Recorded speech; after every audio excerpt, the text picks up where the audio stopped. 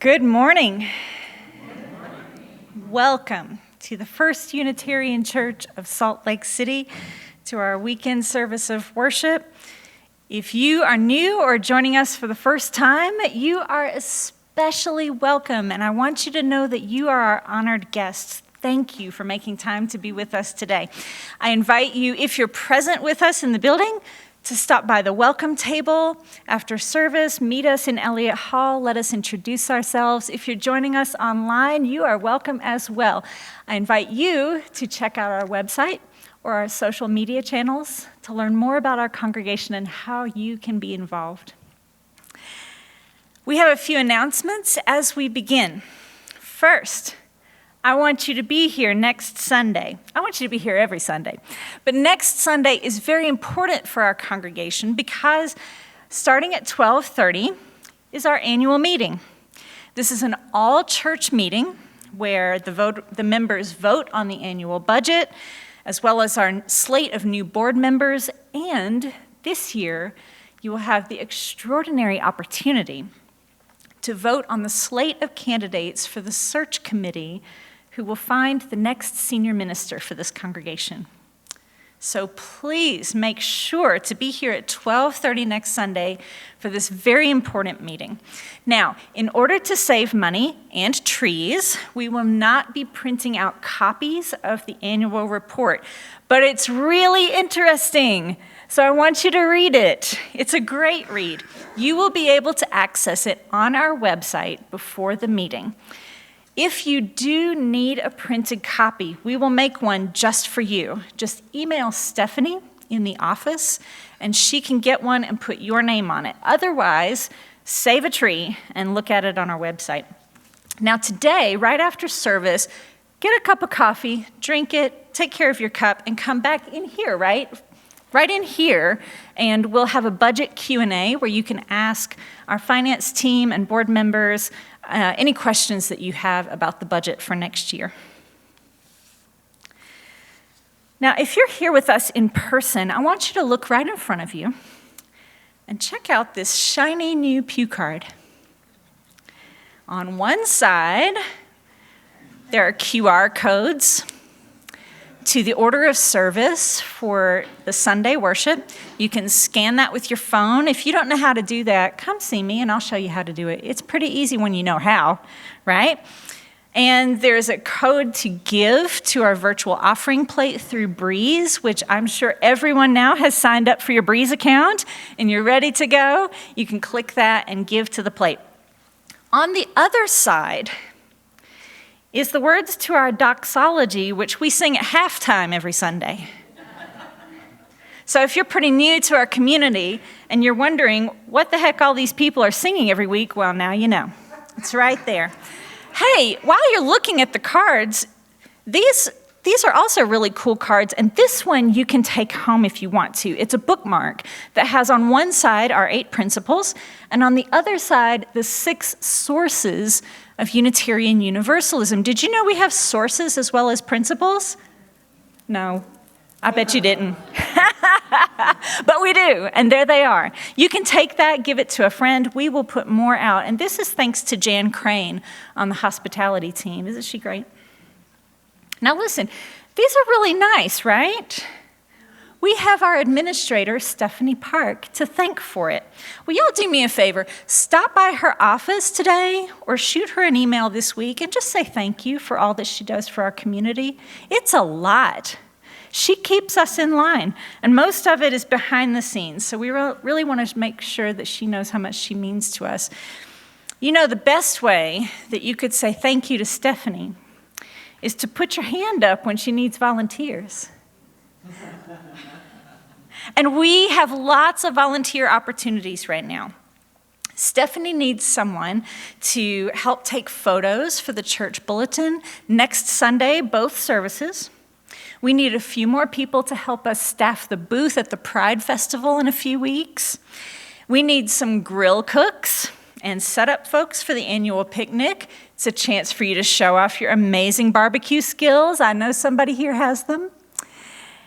As we continue to look for a replacement for our departed sexton, there's some simple yard work and cleanup that needs to be done.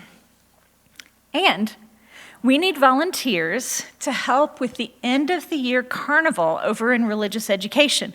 It's going to be on May 21st, this is a Saturday, starting at 3 o'clock. There's going to be live music, carnival food, games, and a dunk tank featuring one of our ministers,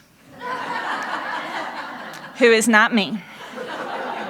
But I will be there because it's guaranteed to be a hoot. Now, it's also a great time to show our families how much they mean to us. So if you'd like to volunteer in any of these ways, please reach out to a staff person and we will point you in the right direction. Now, it feels like I have made a heap of announcements, and I have. But the truth is there are too many announcements for us to announce them all from the pulpit, and they're all important. It's a super busy church. So please read your torch email, which comes out on Fridays, or you can check out the announcements page on our website. Just click on the thing at the top that says News, and scroll down to Announcements.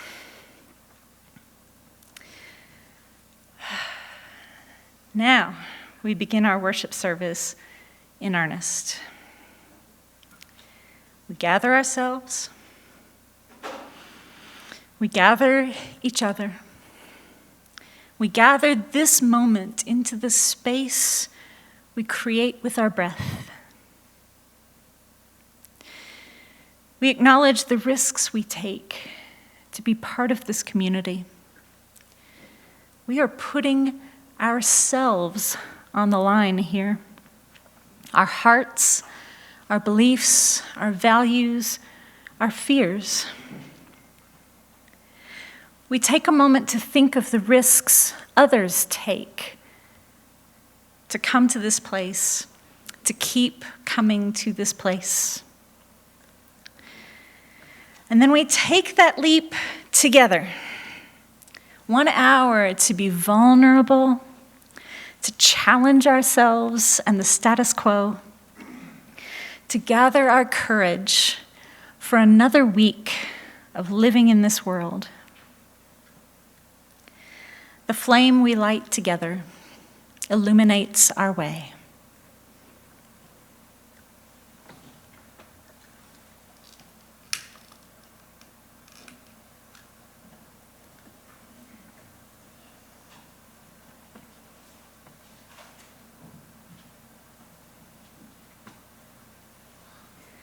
I'd like to invite forward our lay minister for this week, Carole Straughn.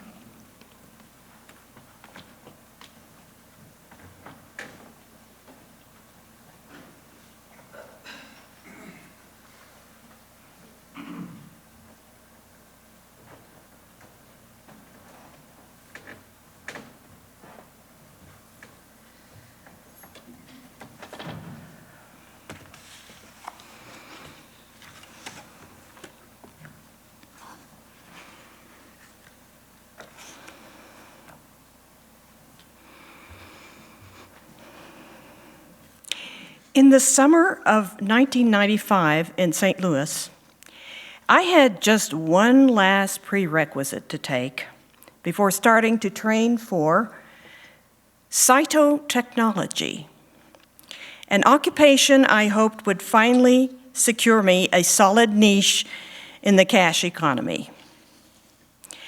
I would be using a microscope to study cancer cells.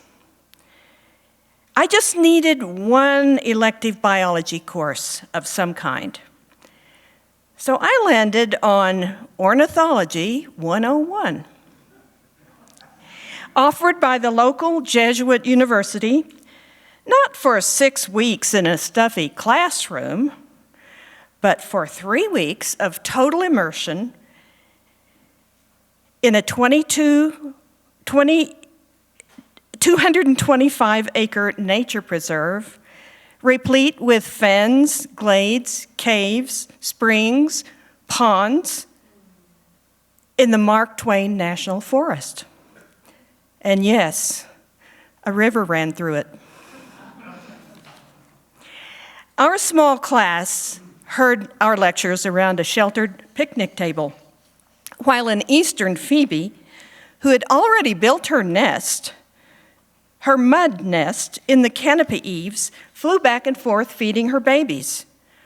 One day, we piled into canoes, which took us up close and personal with waterfowl, sandpipers, and a great blue heron. At breakfast, our ornithology professor, Dr. Ted Anderson, would walk in holding several live songbirds, heads peeking out between his fingers, saying, "Pop quiz, name these birds." We students also caught birds and mist nets, recording in a journal and on a leg band the bander's name, the date, and place of capture. I once caught a northern cardinal who protested by clamping his beak on the web between my forefinger and thumb. Now you release that by squeezing gently on the sides of the bill. When you hold a living bird in your hand, you feel the beating heart. You peruse the soft feathering with hues like cardinal red, raven black, bunting blue, or the cryptic grays, tans, and golds of wood warblers. Then you open your hand and feel exhilaration as the bird flies away. Once we caught a blue-winged warbler that had already had a band on its leg, telling us that it had been caught in that very same spot by that very same scientist 6 years ago. That bird, weighing 1/3 of an ounce, had flown back and forth across the Gulf of Mexico 6 times. A few days into the course, I was having an epiphany. I was buoyed by what I think Thomas Berry, the Jesuit author, called radical amazement and a feeling of shared communion of existence within the greater world of living forms. Dr. Anderson clearly shared this awe and wonder, which, far from hobbling, actually helped his scientific acumen. But one day, as I chatted with another biologist, the field studies director, describing my love and gratitude for the birds, something approaching mystical elation, he frowned, pulled back, declared that my words were nonsense. It just wasn't scientific to think that way. His reaction felt like what Thomas Berry called radical discontinuity between humans and non-humans, which has led to a savage assault on the earth. Fast forward to Salt Lake City in the 20-teens. I visit the lake with its tens of thousands of wading birds, foraging on brine shrimp in the shallows along the causeway. Its raptors, from tiny kestrels to golden eagles. And on the north shore, near the spiral jetty, I see a chicken-sized bird with a bill as long as its body. Then 2, 3, and then a pair of long-billed curlews, followed by 13 curlew chicks. Within a decade, the lake has shrunk to its historic low. Along the first 5 miles of the causeway, you see only mud, the results of that savage assault on the earth.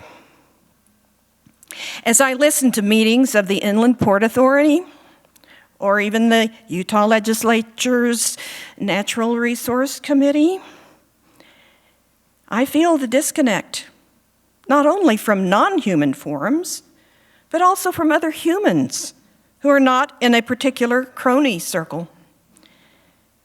Yet I once fell into a conversation with a young legislative budget analyst who seemed curious about my concern for preserving a livable future for humanity in our biosphere. He earnestly asked me what I thought of a question he had heard raised in an ecological economics class at BYU. Why should I care about people 7 generations from now? Why should I suffer the least inconvenience for those who have so little of my DNA? The question did seem to bother him, and he wanted an answer. So I invited him for a cup of hot chocolate, but he didn't have time. Now, this church has an important role to play in answering that question asked by this young man and so many others. Our Unitarian respect for the interconnected web of existence, of which we are all a part, is crucial to the profound spiritual revolution that could turn us from insatiable greed to contented reciprocity in our relationship with the earth and our fellow humans. Maybe it's more than respect. Maybe it's radical amazement. Maybe it's adoration that arises from our reliance on our first source, the direct experience of that transcending mystery and wonder, affirmed in all cultures, which moves us to a renewal of the spirit and an openness to the forces which create and uphold life.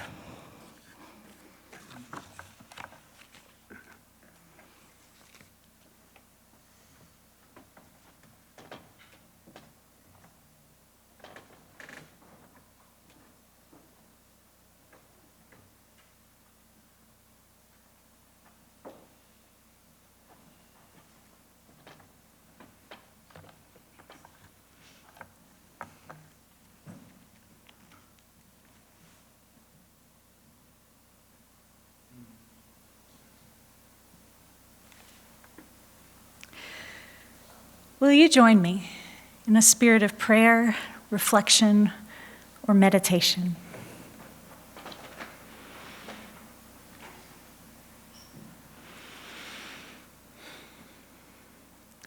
Mother God, who conceived this world in your body, who gave birth to the universe,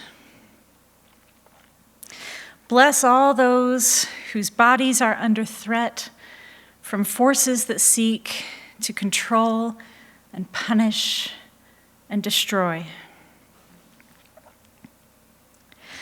Bless every person whose uterus has become a target, whose body the state would seek to co-opt and corporatize.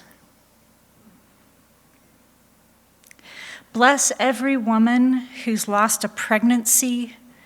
Bless every person who's had an abortion. Remind them that they are made in your image, Mother, and their fertility is multi-layered and infinite, just like yours. Bless every doctor and nurse who journeys alongside people seeking abortion care, and bless every counselor who's sat with a patient and held their hand. Hold these professionals' hands as they extend kindness to the desperate and the broken and the unbroken. Bless parents who can't find formula to feed their babies, parents who can't afford groceries, and bless their babies with strength and good health. Bless trans folks who are targeted by virtue of their own authenticity. Bless them as they speak their own names, or go shopping, or to the doctor, or compete in sports. Put your protection around them.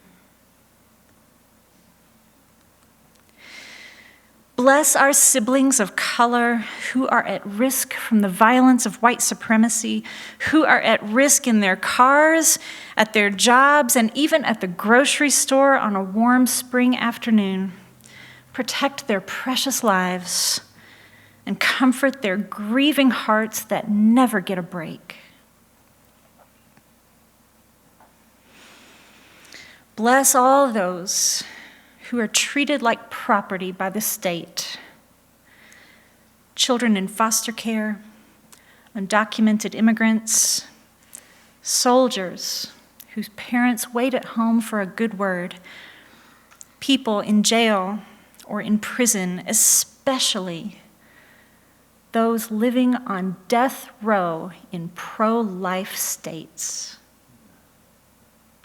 They too are holy and belong to you alone.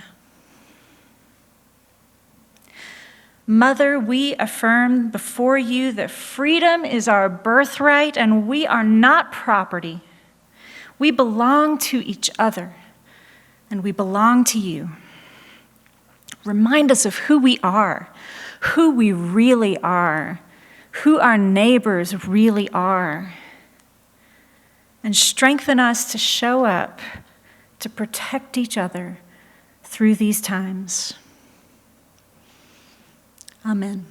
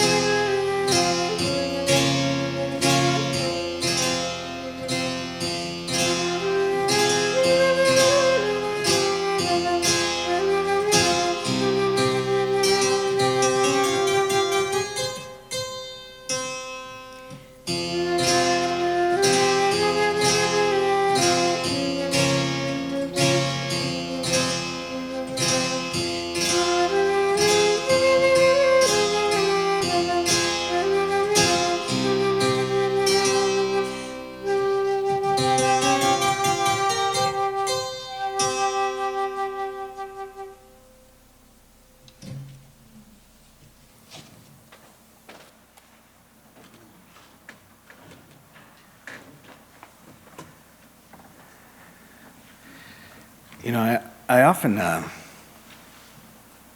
tell Monica that I love her stuff, between us up here. I love working with you. I am so jealous when you do what you do. I wish I could do what you do. It is just, I loved that. Truly.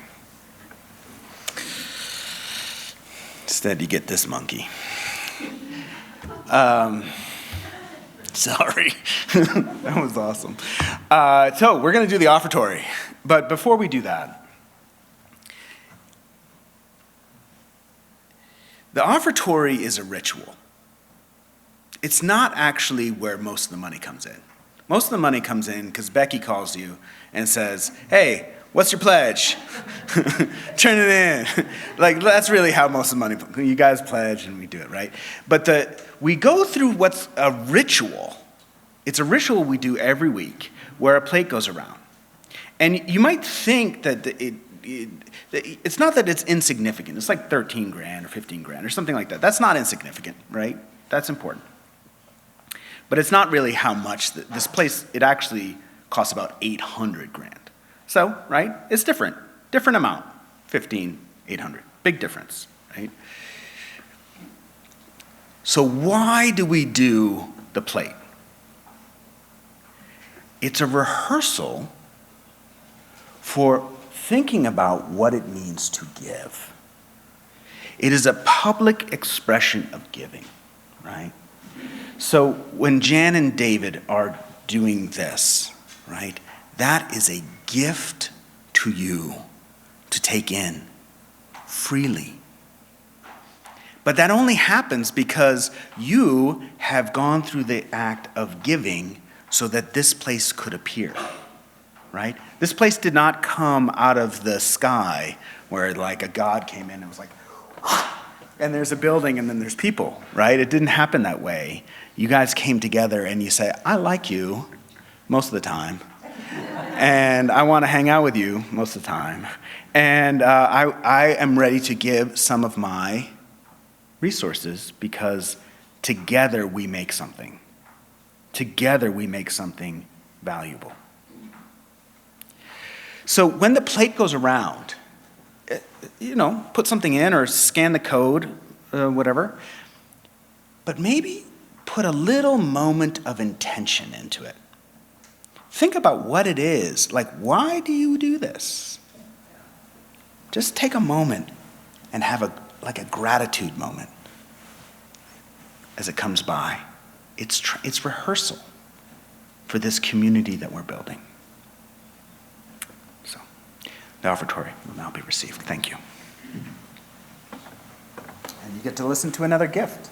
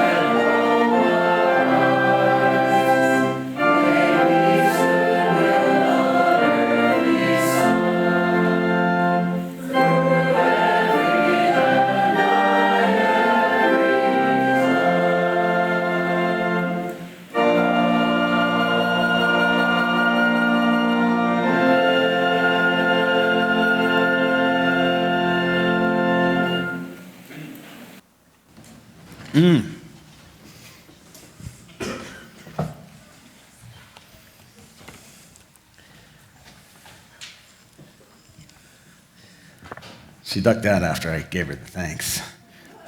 No, she goes to hang out with the Ari. So the lay ministers and I have been reading a portion of Lewis Hyde's book, The Gift, in preparation for next month's homilies.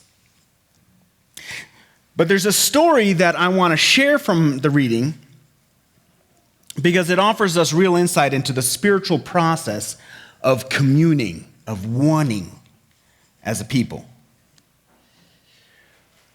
And it's a folk tale preserved by the Brothers Grimm called The Ungrateful Son, which goes like this. Once, a man and his wife were sitting outside the front door with a roast chicken before them, which they were about to eat. Then the man saw his old father coming along and quickly took the chicken and hid it, for he begrudged him any of it. The old man came, had a drink, and went away. Now, the son was about to put the roast chicken, back on the table, but when he reached for it, it had turned into a big toad that jumped in his face and stayed there and wouldn't go away. And if anybody tried to take it away, it would give them a poisonous look, as if it was about to jump onto their faces. So no one dared touch it. And the ungrateful son had to feed the toad every day, otherwise it would eat part of his face. And thus he went ceaselessly, hither and yon about the world. Peculiar story. Toad on the face. Strange. But also, in a way, perhaps a little familiar to another phrase, another saying that we use all the time. Right? We see somebody who's disturbed and they've got a monkey on their... Yeah, where does that come from? What does that even mean, a monkey on your back? We don't even have monkeys. A monkey on your back? We've lost the origin of that story or the story behind it, but we understand the idea that's conveyed, right? There is something that weighs on you, perhaps an uncharitable action that you've done or an uncharitable thought that you've had that makes you anxious or angry as a result, and therefore kind of unattractive to those who might want to help you. I don't need anybody else's monkey or toad jumping on me. The story suggests relationship between people can be infectious. And I actually believe this is true, both for pessimism and for enthusiasm. Lewis Hyde uses this story to illustrate a common theme in folklore that says when a gift is given without intention, a blessing occurs. And when it is held back, there is a curse. Time and again, he points to stories of people that chose more for themselves, thinking that was the wisest choice, only to see it taken away or worse. Right? We might remember Nathaniel Hawthorne's retelling of the story of King Midas, who really wished for riches and was granted the power to turn whatever he touched into gold. How exciting. Until he touched his daughter, who instantly became a statue.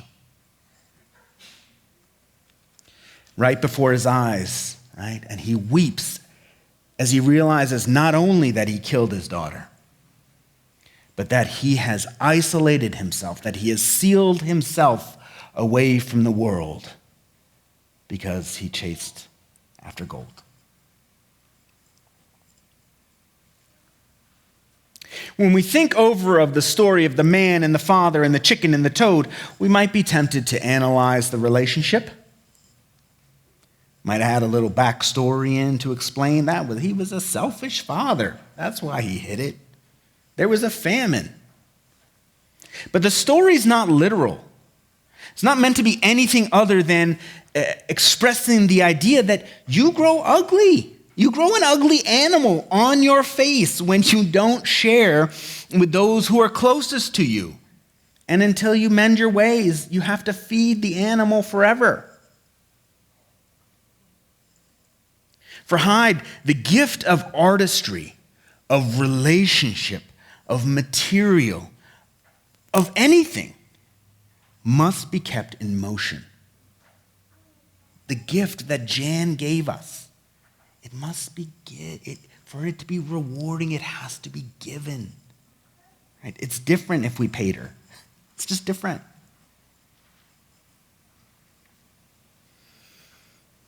There is nothing that is really ours. And a healthy life pays homage to this by receiving and offering gifts in return.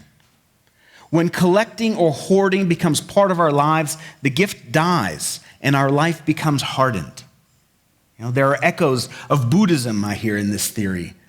According to the Buddha, we suffer because we are attached to things that we think are real because we think we can own them, when in fact, everything is impermanent. Nothing can truly be ours. Nothing can truly be yours. Not money, not a car, not a relationship, not even your own body.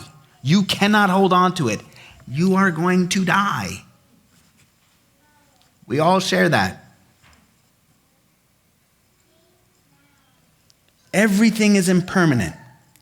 But this also means that everything is interdependent, where nothing exists on its own, but rather exists within a nexus of relationships. Lewis Hyde speaks of the gift as a profound interrelatedness that produces healthy situations when it is allowed to flow like a river, and a pestilence when forced to pool and stagnate. And here, there's this underlying critique of Western society, a culture based on accumulation, on the idea that a penny saved is a penny earned, on museums, on measuring our meaning by our acquisitions. Hyde uses the story of the first European settlers in North America who developed the term Indian giver because they were incensed by the societal requirements of gift giving in the native cultures they encountered. And he uses the example of the peace pipe, which in native cultures were smoked and then shared and given as a gift. You smoked it with me, I smoke it with you, you smoke it with them. It goes around in a circle. It's not one that you owned, but rather one that made its way through the community as an emblem of shared relationship. And the Europeans got into trouble because they took the pipe. You smoke it with me. I put it on my shelf to display. Look how cool that is. Removing it from circulation, keeping the gift pooled and away from society. And eventually the native people came looking for it because it's supposed to move around. The gift is critical to the health of the community. And the Europeans are like, you Indian giver. That's mine. You gave it to me. It's not yours. Nothing is yours. Not even your body. It's moving through time and space.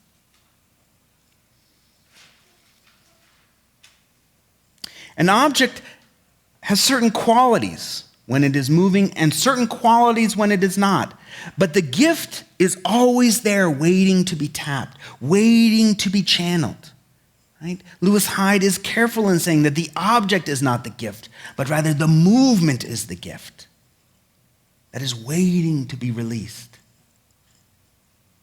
And while this sermon isn't about the American economy, it's worth taking a moment to reflect on the financial situation that we're in as a nation. It's tempting to look at the ruin that's been created by the pandemic, right? It's problematic. Thousands of people have lost their jobs, and a billionaire was created every 19 hours. The wealthy have seen their riches increase dramatically because they own so much of the new economy. And whenever I hear about tax cuts, what I hear is the greed of the son and his chicken. Tax cuts are not intended to keep money in motion, but rather to pool it, to let it stagnate in the bank accounts of a few. There's a spiritual malady in our culture, insisting on the ownership of the gift, which is not really ours, but moves through us creatively, freely, without demands or expectations. All is not entirely gloomy, however. The man with the frog on his face might find that by entering into a relationship, the frog no longer wants to be there. The poisoned look no longer suits the situation because restitution has been made. Father, here's some chicken. Or tofu.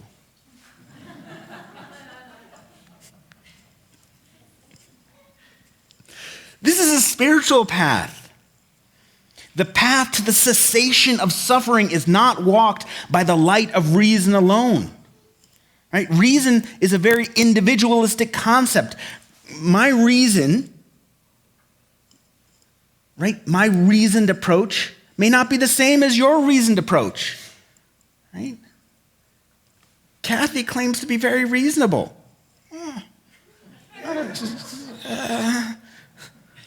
Not as reasonable as I am.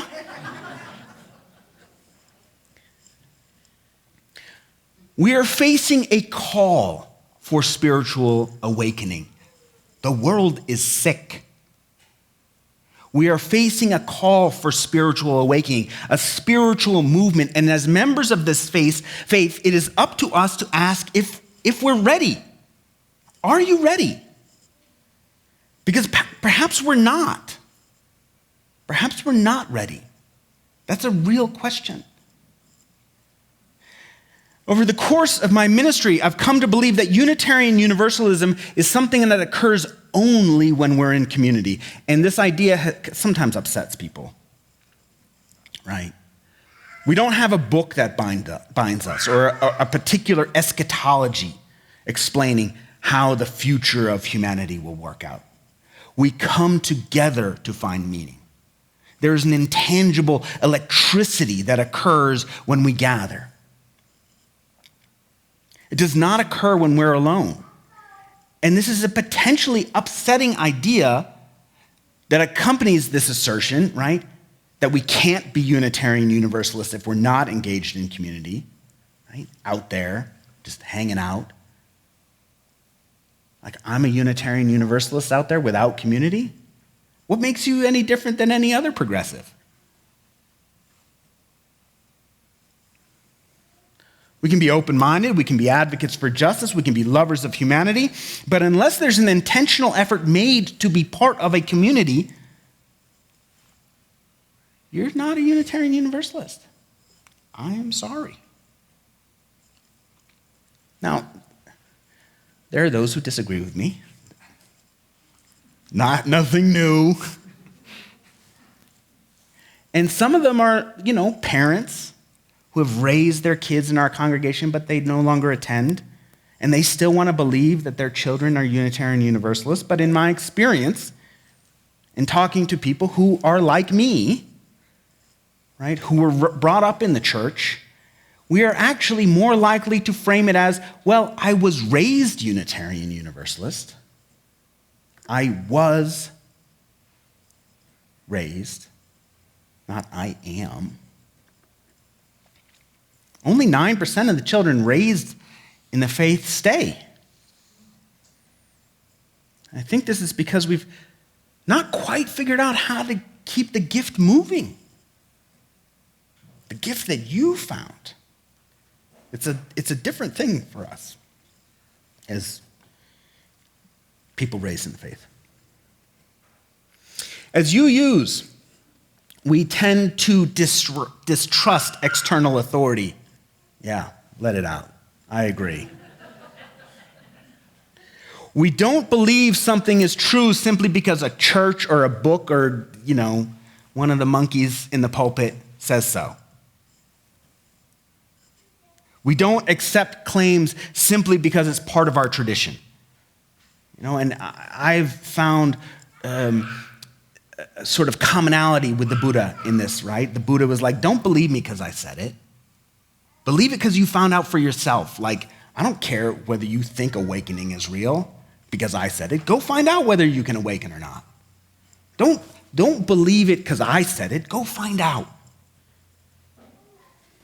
We are doubters. We are questioners. We are seekers.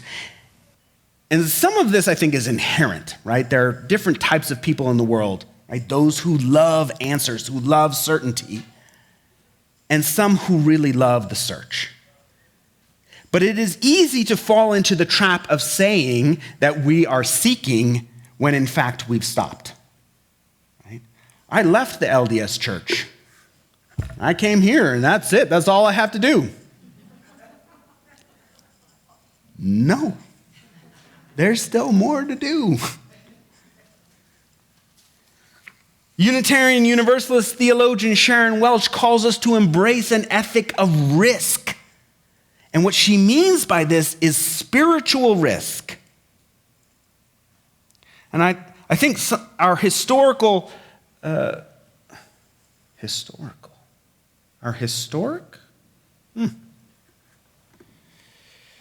We're going to talk this over later with my girlfriend. I'll be like, which is the right way to say that? Our historic New England origins, I like that better, have shaped our culture. We appeal to seekers, but when seekers find our congregation, they are impacted and shaped by the culture of our communities. And our culture is one of self-reliance, right? Our most remembered theological ancestor, Ralph Waldo Emerson, even titled one of his essays this, right? Self-reliance. And it opens with a quote in Latin that translates, "Do not seek outside yourself."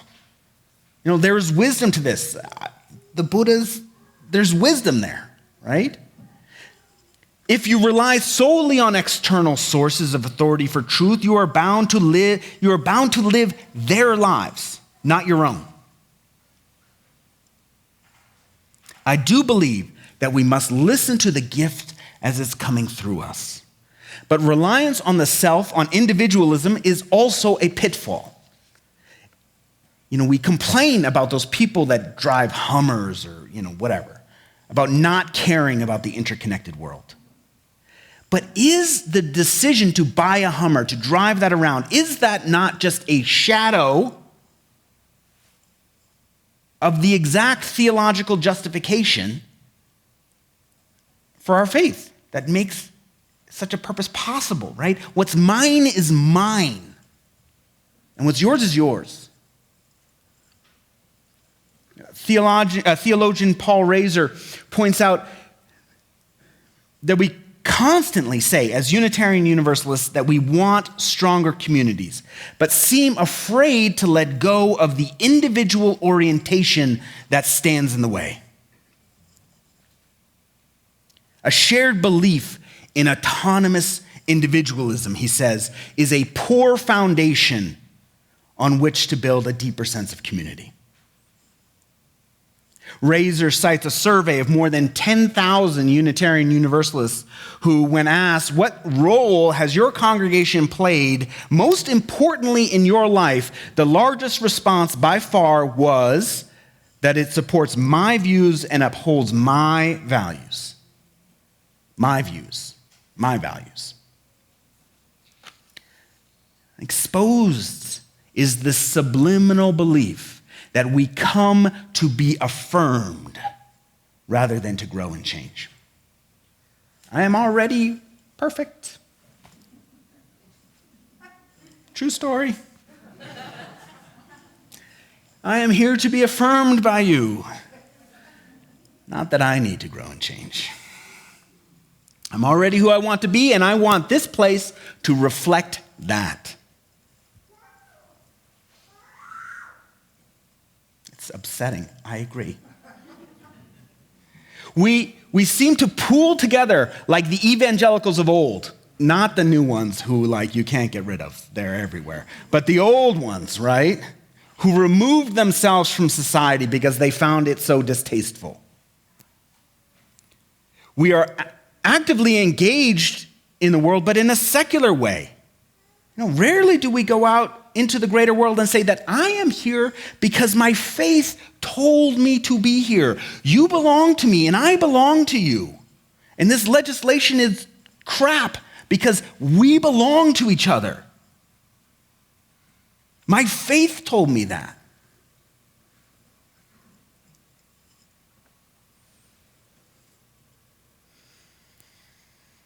And we don't do it because it seems gauche and awkward and ugly, right? I don't want to be one of those type of people. You know what I mean. But really what has happened is our faith has pooled, it's stagnated. Like now we're in a sanctuary from the world. Our demands on certification and the learned ministry has its upsides.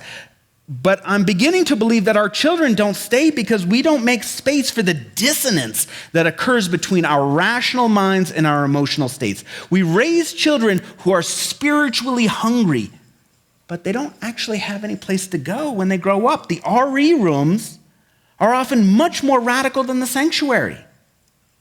True story. On a weekly basis, we ask them to risk, not to recite catechism. But when they graduate, what do they find? The great barrier of what's yours is yours and what's mine is mine.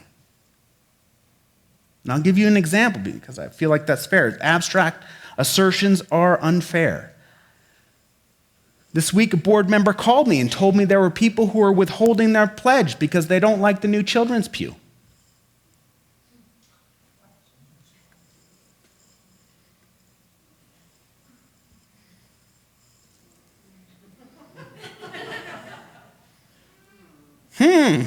Exactly.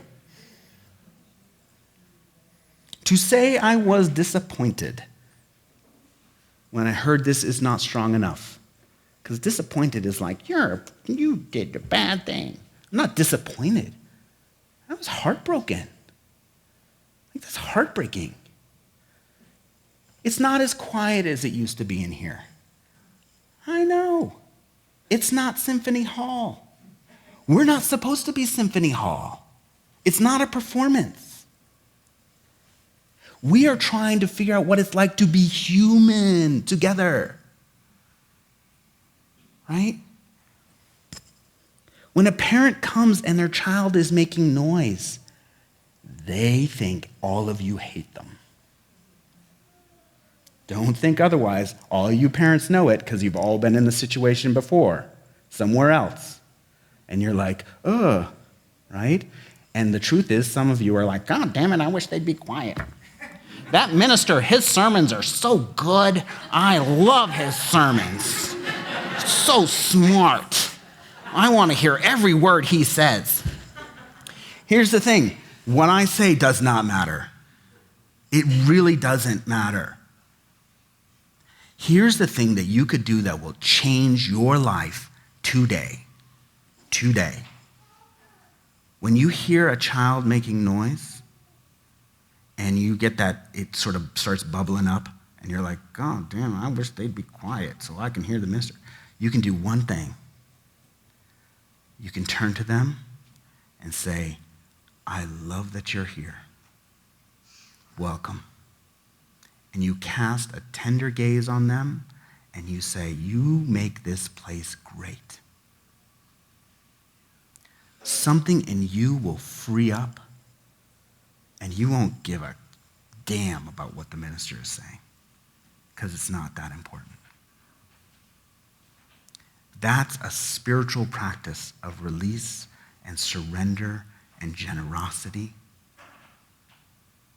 that will change your life. The sermon's not going to change your life. It's not.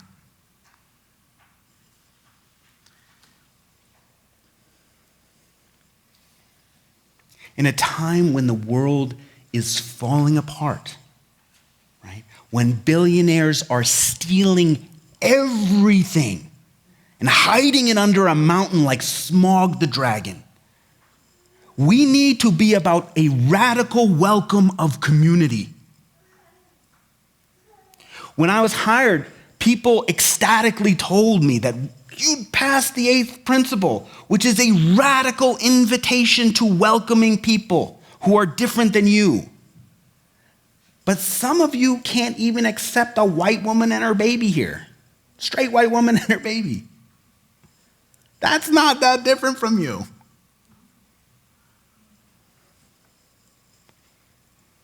Now, maybe this is upsetting to some of you. You're like, this isn't the type of sermon I like. I like those sermons where it's like Republicans are bad. Those are good sermons. I like the sermons that support my view and uphold my values. I don't like being told I have to change. I've arrived.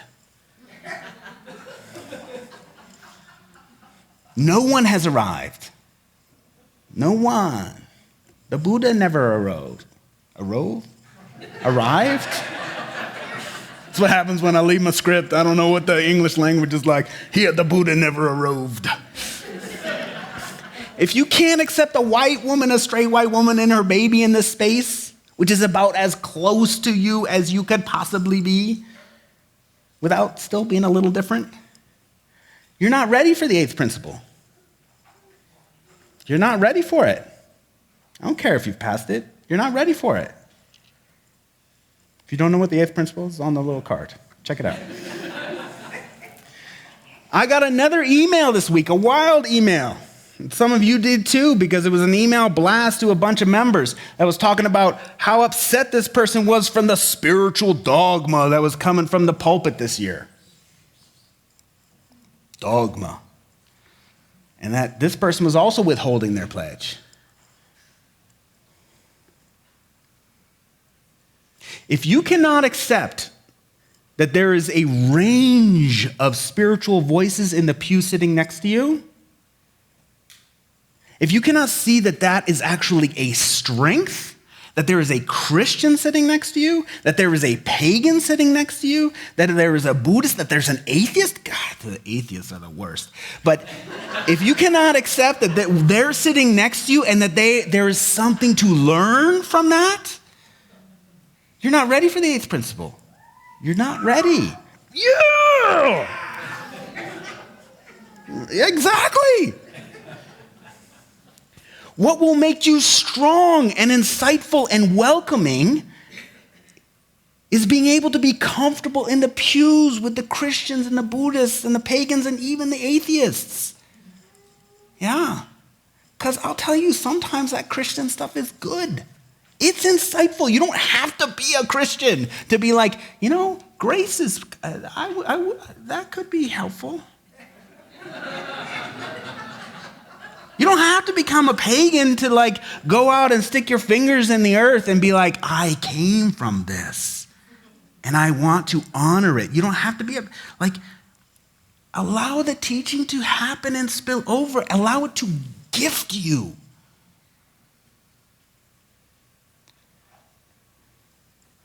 There is amazing wisdom out there that will blow you away if you allow this place to be something other than the place that supports my values and upholds my views. The ones that you've already predetermined to be correct. For Unitarian Universalists, the meaning of our lives is not given to us. It's not prescribed. It is constructed through our lived actions. And it's a narrative that has so many possible endings. Revelation is not continuous.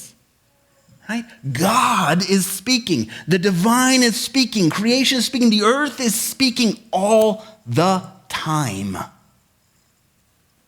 The future is not foretold. However, the direction of our path can be discerned. Are we living with gratitude? Or are we like, this isn't what I want? That will tell you which direction you're going. We can see how one action leads to another. The inertia of one set of decisions will lead us to a perceivable outcome. So what's the outcome that you want, that we want? A stronger community with a deeper sense of relationship means that the gift must be kept moving. Individualism, ownership of my personal spiritual path must be released. We're on this together, folks. You need me as much as I need you. Sorry. You're not getting into heaven alone. You're dragging me with you. There's no heaven, but you know what I mean. You know? It's got to be released or you end up walking around with a frog on your face. It's not easy. It's not easy. Churches, congregation, temples, they are not necessarily known to be placid places where trust and vulnerability can just be put out there and shared with the whole community freely for all to see. We kind of would like it to be that way, but it's not always that way. Right? Individualism has a protective quality to it because it also pools the gift, the creativity of the universe. And a deeper spiritual life means that we must risk and trust that the group will respond to our fears and our hopes, and we must trust each other. In staff meeting, we were talking about the direction of the service, and Amanda brought forward that well-worn adage that some of you know, right? A ship is safe in the harbor, but that's not what ships are for. You are never going to encounter the sense of communion that is set forth in the 8th principle if you stay in the harbor. It's not going to happen. That's just a bunch of sailors talking about the mythical creature that they heard lives at the end of the world. I know that change is hard. I do. I hate it. I don't like to change. Should ask my girlfriend, she kept putting up cups somewhere, and I walk into the kitchen, I keep moving the cups around. She doesn't put them in the right places. And then I pray for the gift that she's giving me. She's a gift. Change is painful, it's irritating, it's downright distasteful sometimes. And if you want sermons about how bad Republicans are, I am not your guy. Right? That's not prophetic. That's boring. And it's not because I'm an apologist for those white nationalists that call themselves Republicans. I am not. But I want my life as a minister to be more than just an echo chamber of my views and my values.